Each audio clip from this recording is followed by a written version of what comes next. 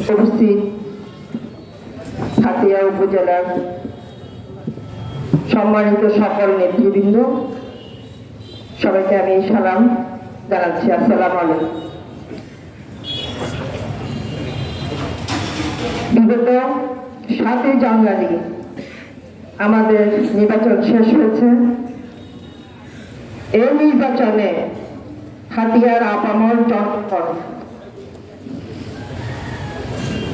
হাতিয়ার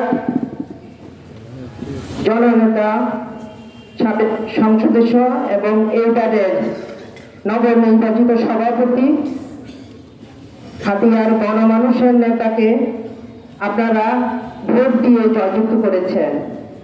এই জন্য আমি এবং আমার পরিবার হাতিয়ার দ্বীপের 7 লক্ষ মানুষের কাছে কৃতজ্ঞতা প্রকাশ করছি।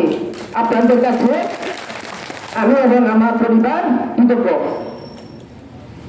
এখানে একটা কথা উঠে এসেছে বারবার, আপনাদের নেতা বলেছেন যে সময় দিতে পারবে না।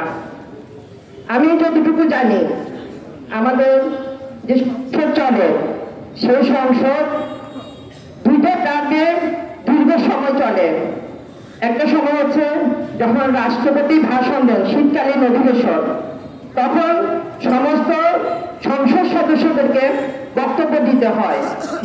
আর একটা হচ্ছে বাজেট অধিবেশন, সেই অধিবেশন চলে দীর্ঘ সময়। বাকি সংসদ অধিবেশন যেগুলো চলে সেগুলো স্বল্প সময়ের জন্য, এবং একটা অধিবেশন চলে 60 দিন পরে, মানে 2 মাস পর পর অধিবেশন বসে। যেহেতু আপনাদেরকে বলছি সময়